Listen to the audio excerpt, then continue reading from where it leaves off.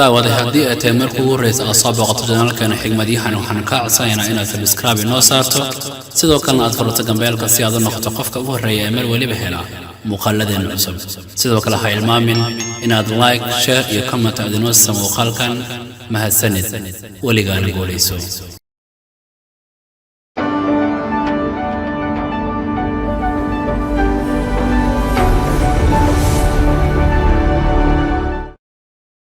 nin muslima oo cibaado badan ayaa maalin maalmaha ka mid ah xabsi la dhigay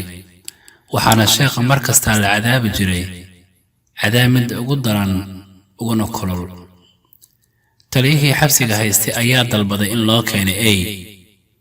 eygii ayaana la qadiyey muddo isagoo baahi bastii la ah ayaa waxaa kaxeeyey askari ka tirsan ciidanka uu hogaaminayo taliyaha xabsiga sheekhii ayaana iridda looga geliyey qolkii uu ku jiray kadibna kor ayaa looga soo xiray si uu eygu u cuno ninka sheekha ah intaa markii uu askarigii sameeyey ayuu u tegay taliyihiisii wuxuuna ku yidhi taliye yeelay sidii aad ifartay taliyihii ayaa ku yidhi xoogaa ayaan u sugaynaa ilaa iyo inta uu eygu ka cuno sheekha muddo kadib ayaa taliyihii ku yidhi askarigii orod oo soo fiiri eygu waxa uu ku sameeyey sheekhii askarigii ayaa soo baxay oo aaday qolkii uu sheekhu ku xirnaa laakiin si dhaqsi leh ayuu ugu soo noqday taliyihiisii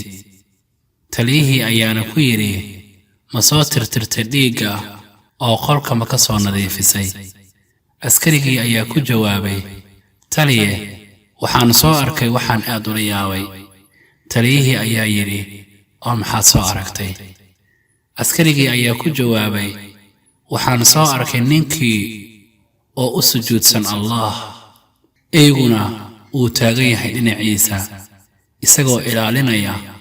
una diidaya inuu qof kale u soo dhowaado agtiisa subxaana allah ilaahay waxa uu difaacayaa addoommadiisa rumeeya siduu ku sheegay qur'aanka kariimka ina allaha yudaaficu can aladiina aamanuu haddaba walaal waa ahmiyad weyn uu heli doono keliya qof kastoo alla u dhowaado allagu nagu arsaaq cabsidaada garabkaagana sii goor kastoon dalbanayno